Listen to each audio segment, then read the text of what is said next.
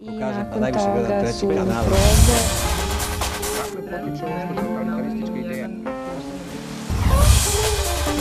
Zašto volim da gledam ovo što To nikada nije napravila, one strahove. sam ni shvatio da je ovo penzionerska. I'm gonna love you like nobody's loved you. Come rain or come shine.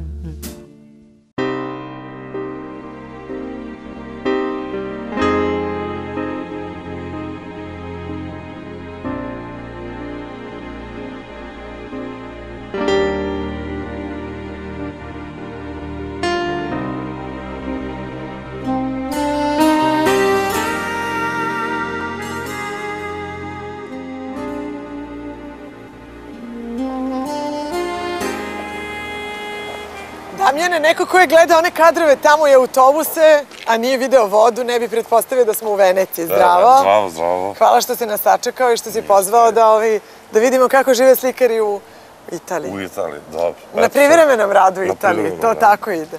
Da.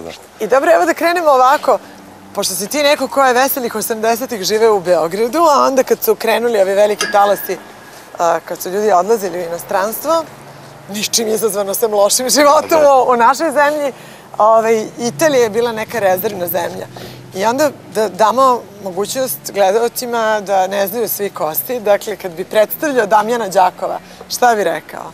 Slikar po obrazovanju? Pa uopšte, znači samo slikar. Ja sam bio uvek to duha nekog malo avanturističkog, tako to me i nateralo da dođem u Italiju. I to me je teralo posle da menjam te neke stvari. Tamo kada ulazim u neku rutinu i kolotečinu, imao sam potrebu da odmah prekinem to i da napravim neki rez, da malo isprobam neke druge stvari. Lako je manipulisati sa nečime što je dobro poznata stvar, mislim, onda se uhod da to, tako dalje. Ali kao slikar to nikada nisam radio, uvek sam imao, kad gleda su i galerije pravile pritisak na mene, ovo je odlično, ajde to, ja sam odmah menjao stvari i tako. Ja sam ovako miran spalja, mislim, u nekom ovom temperamentu neophodno mi je stvarno neke promene s vremena na vreme, koje me opet posle uvek vrate na isti put, ali eto, jednostavno moram pravim za obilaznice da se obogatim duhovno. Ja sam se smela kad su mi ljudi govorili kao, a Damjan Đakov, pa kupovali smo njegove slike u Italiji, to mi je najbolja priča, ali jasno mi je, danas evo idemo u Veneciju u posetu jednom od galerista koji otkupljuje tvoje slike. A dan ćemo početi u Veneciji, a završiti u Milanu. Što je onako dobar spoj, mala šetnja kroz Italiju. Da. Ajde da pogledamo sada da li nas tu čeka šofer. On bi trebao da bude ovde. Samo da vidim da li je tu Karlo. Je li vrede živeti u Veneciji? Pa vrlo je naporno. Venecija je izuzetno težak grad za život i mislim izuzetno je naporno, vidjet ćete sami transport i dinamika življenja, sve je potpuno drugčije. Pa ko su ljudi koji danas nastanjuju Veneciju? Nisu više ljudi iz Venecije, nego su uglavnom to ljudi koji servisiraju, konobari i tako dalje. A evo ga, ovo je Karlo. Znači čist turizam. Aha. Super. Salve. No, Posso dare una mano? Desidera? Sì. Signore, ci aspettava. Allora siamo arrivati con un po' di ritardo, caro. Tutto a posto, aspetta un attimo ti metto a posto.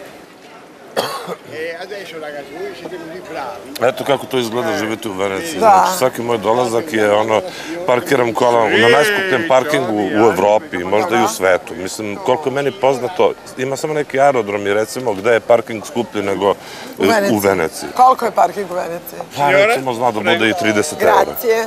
30. Ne pokušavaj ništa da učiniš zato što Karlo sve zna. Aha, ne smijem da mu se mešam u posao.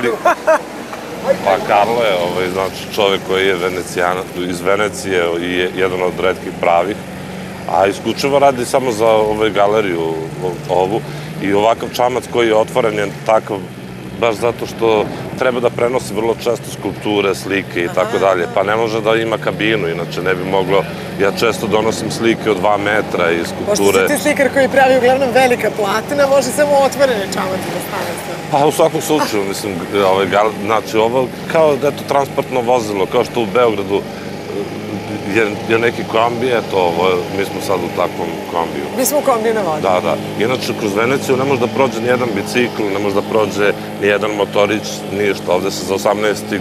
rođendan kupuje čamac deci, mesto bicikla i mesto motora. Je li istina da si ti nedavno polagao za kapetana i za vožnju broda? Je li to ima veze s Venecijom ili... Ne, ja sam davno položio već, ali eto, bio sam naravno prisutan sad skoro kad su mi prijatelji polagali. Da, moram da kažem, čula sam od Kaline Kovačević. Da, pa eto, bio sam kao sa njom da i držim strah.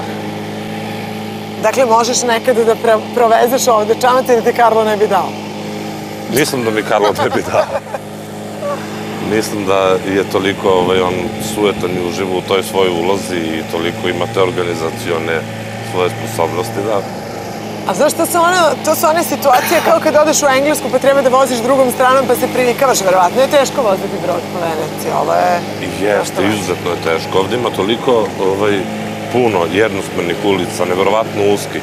I u tim uskim kanalima možda ćemo po neki od ovih sresti, možda ćemo proći kroz neke od tih malih kanala. Najgore je ući u krivinu, zato što ti su čamci dugački i jako je teško, mislim. Pre nekoliko dana je jedna od atrakcija kao svetska slika koja je obišla sve televizijske stanice bila poplava u Veneciji. Bilo je malo lepše vreme, kad smo došli, voda se očigledno povukla. Ali bile su božanstvene slike, sedeli su ljudi u kafićima i u gumenim čizmama, ladno pili kafu, kvaseći noge. E pa da, kada je ta visoka voda i kada poplavi sve, znači, oni ograničavaju brzinu, recimo, na nekih, ne znam koliko, 6, 10 kilometara, jer svaki talas može čoveku kroz prozor da uđe, ili isto tako da im, znači, svaki talas možda ima 30 cm, kada je to poplavljeno, 30 cm odnese torbe, sve, znači, često da uđe talas kroz prozor.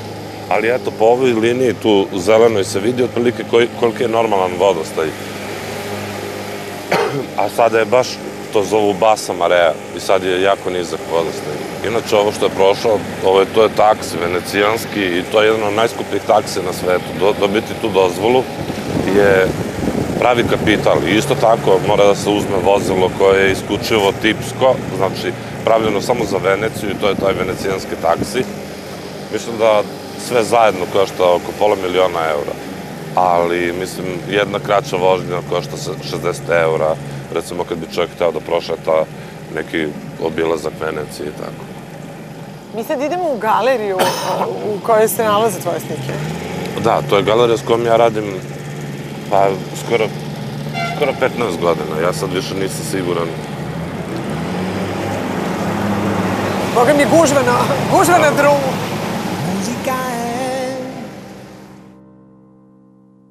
Guardare più lontano e perdersi in se stessi.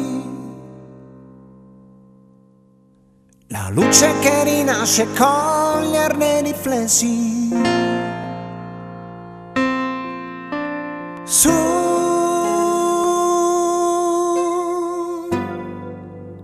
pianure azzurre si aprono.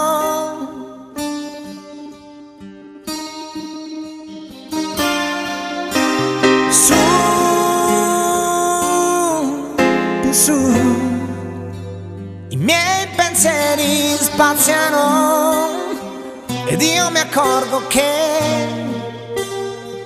tutto intorno a me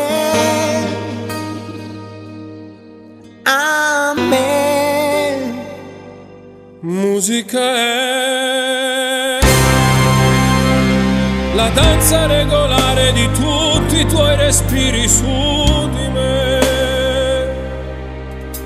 la festa dei tuoi occhi appena mi sorridi. Tu,